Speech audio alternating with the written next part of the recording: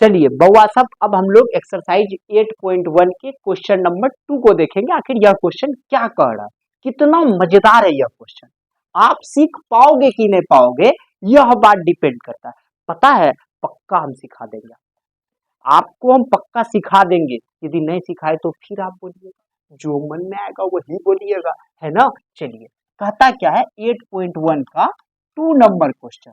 देखिए क्या कहता है, आकृति 8.13 में, मतलब हमको आकृति बनाना नहीं है, बुक एगो आकृति दे दिया है, उस आकृति को देख लेते हैं।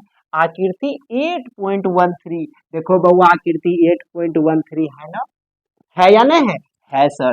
चलिए, में tan p minus cot r का मान ज्ञात करें।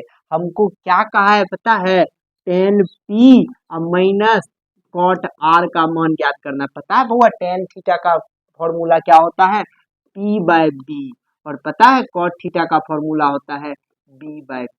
ये वाला बात पता है या नहीं है?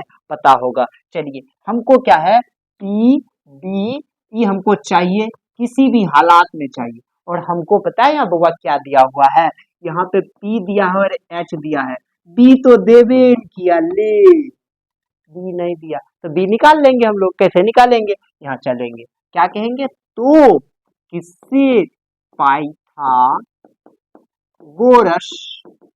प्रमेय से। बउआ पाइथागोरस प्रमेय में B पता है किसको कहते हैं, आधार को कहते हैं। B इज इक्वल टू होता अंडर रूट कर्ण स्क्वायर, पता है कर्ण किसको कहते हैं बउआ, H, कर्ण स्क्वायर माइनस लंब स्क्वायर, लंब स्क्वायर, लंब पता है किसको कहते हैं, P को। अब रे सब कर्ण दिया हुआ है कितना, 13, कर्ण कितना है 13 का स्क्वायर माइनस लंब दिया हुआ है 12 का स्क्वायर। 13 का स्क्वायर 169, 12 का स्क्वायर 144, घटाएंगे 25, तोड़ेंगे 5, यानी कि B निकल करके आ गया मेरा 5। B कितना निकल गया बुआ, 5। B कितना निकल गया बुआ, 5। कोई दिक्कत, अब इसका सॉल्यूशन करते हैं। हमको कहा था tan P minus cot R, तो tan थीटा बराबर P बाय B और cot थीटा बराबर B बाय P। कोई दिक्कत हुआ?